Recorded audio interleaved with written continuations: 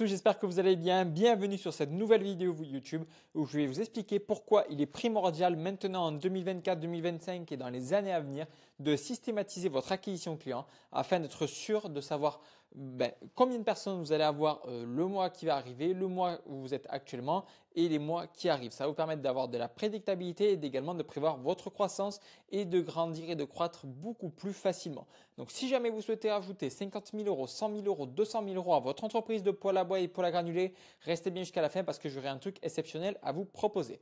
Alors déjà, on va voir ensemble qu'est-ce que c'est un système. Donc un système, il a exactement 6 axes. Le premier axe, ça va être la fonction. Donc tout système a une fonction, un objectif. Par exemple, acquérir des nouveaux clients. D'accord? Donc ça va être la fonction d'un système. Après, dans chaque système, il va y avoir ce qu'on appelle des inputs, des entrées. Donc ça va être la matière première qui va être introduite dans le système. Par exemple, ça va être de la publicité, ça va être aller à une foire, etc., etc. Donc les inputs, ce sont des choses qu'on introduit, qui sont absorbées ou traitées par le système. Ce sont des matières premières. Ok. Donc par exemple, quand Gordon Ramsay il prépare des lasagnes, il va utiliser des ingrédients périmés. Donc ça va être par exemple des mauvais inputs. Tandis que s'il utilise des ingrédients bio, qu'il utilise la meilleure sauce tomate, les meilleures pâtes, ça sera des inputs de bonne qualité. Et lorsqu'on a des inputs de bonne qualité, on peut avoir des outputs, donc des sorties d'excellente qualité. Ensuite, une fois qu'on a les inputs, on va avoir les process. Donc, ce sont des éléments qui convertissent et combinent les matières premières en produits finis. Donc, par exemple, qu'est-ce qu'un processus au sein d'un système d'acquisition client? On va avoir par exemple cliquer sur la vidéo, regarder la vidéo, lire la description, cliquer sur le lien. Donc, on va avoir différentes variables qui vont nous permettre de split tester différentes choses afin d'avoir un résultat qui nous permet d'avoir une acquisition qui soit stable et pérenne. Donc ça, c'est le processus. Donc, on a la fonction, les inputs, le processus, et après on a les outputs. Donc en fait, c'est le produit final, ce sont des matières premières en cours de transformation. Donc les outputs sont ce qu'un système produit, donc par exemple des clients, des rendez-vous, etc., etc. Donc les fonctions, l'input, donc c'est le début du système, c'est les entrées. On a le processus, donc par exemple, on a la publicité en input, ok. En processus, on va voir la personne clique sur la vidéo, elle va remplir le champ 1 du formulaire, le champ 2, le champ 3, elle va cliquer sur faire mon devis. Après, elle va être redirigée sur une page, elle va regarder une vidéo, elle va recevoir un premier mail, un deuxième mail, un troisième mail, elle va être appelée par une personne, prise de rendez-vous, etc., etc. Et l'output, ça va être la vente, la prise de rendez-vous, etc., etc. Ça, c'est selon votre objectif final, ok. Donc après les inputs, on va avoir le feedback. Donc l'avantage, c'est que tout ça, donc les inputs, les process, les outputs, on va avoir ce qu'on appelle de la data. On va avoir des données. Par exemple, sur 1000 personnes qui ont vu notre publicité dans les inputs, on va avoir 10 personnes qui ont cliqué sur le lien. Donc ça va nous permettre d'avoir un CTR, un click-to rate. Donc combien de personnes qui ont vu la publicité ont cliqué dessus. Donc là, on va avoir un CTR de 1% dans notre exemple. Ce qui fait que derrière, si jamais on change notre image et que cette image elle a un CTR de 2%, donc là, on voit qu'il y a une amélioration et que les personnes réagissent mieux à ce visuel A que le visuel B. Ce qui fait qu'on va pouvoir continuer d'itérer. On se dit, si ce visuel marche bien, maintenant, on va changer le texte pour voir si ce texte-là convertit mieux qu'un autre. Et ainsi de suite, on va pouvoir aller chercher chaque petit pourcentage afin d'améliorer les outputs en sortie. Et donc ça, c'est grâce au feedback. Donc dans le système, le feedback se mesure avec des pourcentages, par exemple, afin d'effectuer des boucles d'itération. Donc ça, c'est ce que je vous ai expliqué, les boucles d'itération. C'est recevoir de la donnée, choisir une action qu'on va faire afin d'améliorer la donnée. On va récupérer encore du feedback et faire cette boucle constamment. C'est ce qu'on appelle une boucle d'itération afin d'avoir un processus, d'avoir un système qui est le plus huilé possible et le plus rentable pour vous. Et après, dans tout système, on va avoir un environnement, d'accord? Donc, c'est un endroit où va évoluer le système. Donc, par exemple, un environnement, ça peut être le marché. Comment se porte, par exemple, le marché du poêle à l'heure actuelle? Donc, ça peut être un environnement. Donc, par exemple, l'environnement du marché du poêle en été et en plein hiver n'est pas forcément le même. Donc, le système risque de réagir différemment si on est en plein été ou en plein hiver.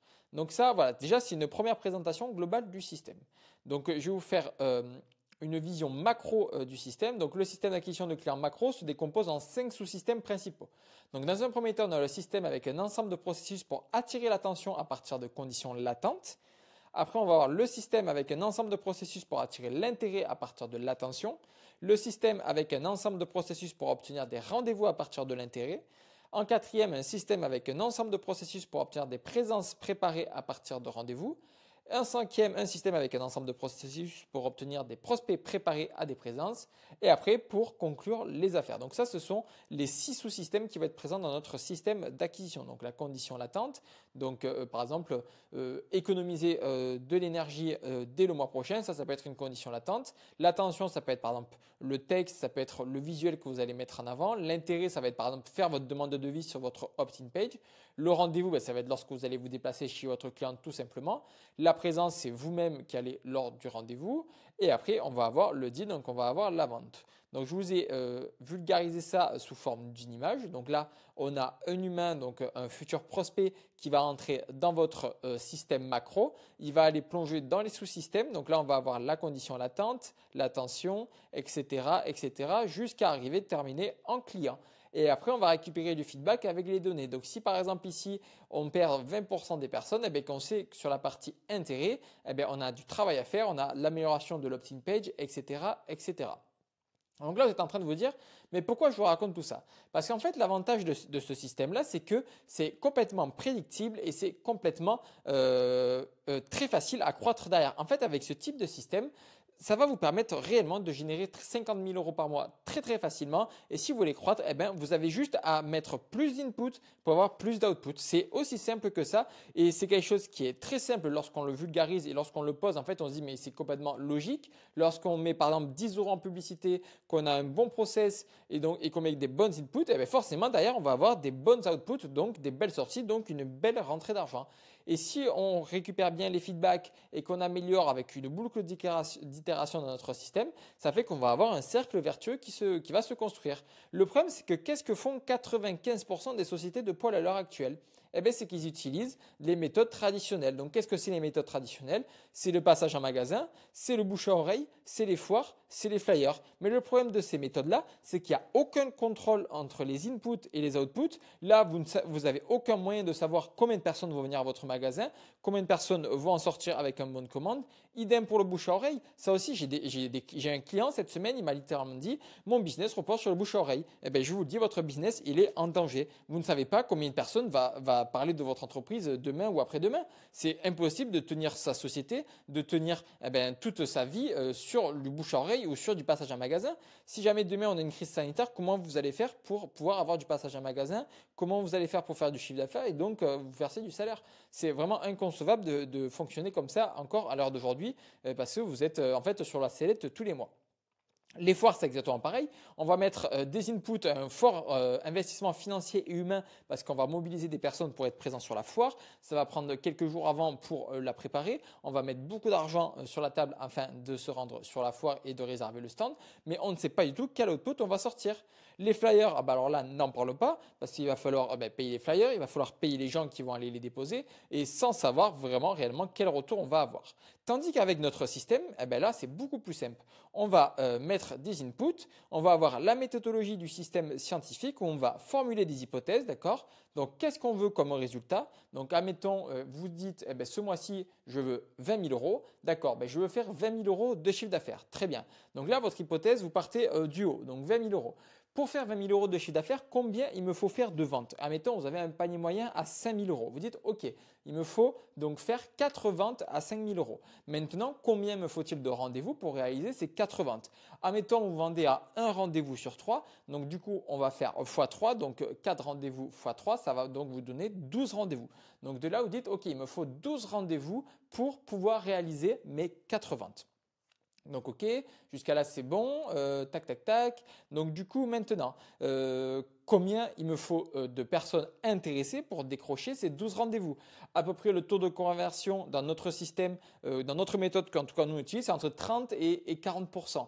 Donc on va partir sur la version basse, on va partir sur 30%. Donc pour faire 12 rendez-vous, on va donc faire x3 environ, ça va donner un chiffre à la louche. Et il nous faudrait 40 leads.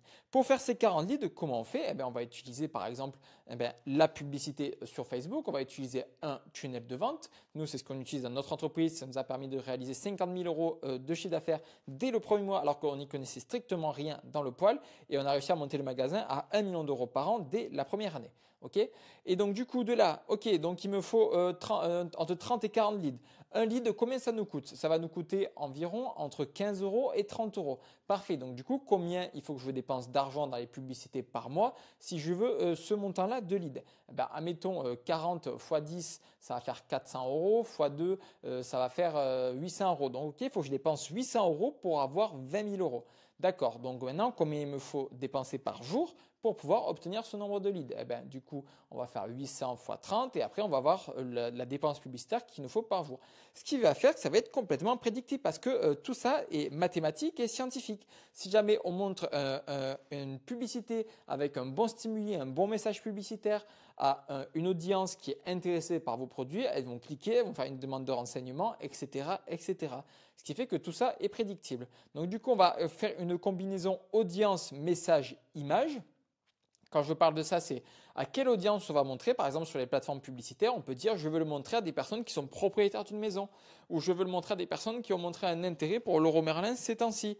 Donc voilà, là on va sélectionner des audiences. Après, on va choisir un message publicitaire. Donc par exemple, vous souhaitez économiser 30% d'électricité dès le mois prochain. Vous souhaitez avoir un foyer qui est chaud pendant tout l'hiver et passer un hiver agréable lorsque vous rentrez du travail le soir. Donc ça va être sous format texte.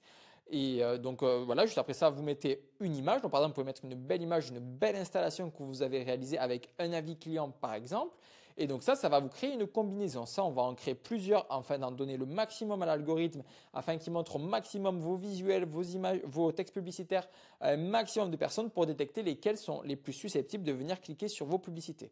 Donc du coup, ce qui fait qu'on va avoir une phase de test où Facebook va itérer différentes combinaisons entre votre audience, vos messages ainsi que vos images, jusqu'au temps qu'on va pouvoir analyser des résultats. On va avoir, par exemple, sur 1000 personnes, on va avoir 10 personnes qui auront cliqué sur la publicité, ce qui fait qu'on va avoir donc un CTR de 1%. On se dit, OK, CTR 1%, c'est un petit peu faible, c'est mieux qu'il soit aux alentours de 2%. Du coup, peut-être qu'il faut que je modifie mon image. Dans ce cas-là, vous allez changer votre image, vous allez repartir en phase de test, donc vous allez itérer les résultats que vous avez eus jusqu'au temps d'obtenir le résultat escompté. Et de là, vous allez avoir ce qu'on appelle des outputs. Donc, vous allez avoir donc, des leads qui sont prêts à travailler avec vous. Vous allez les phoner, vous allez prendre des rendez-vous et vous allez vendre.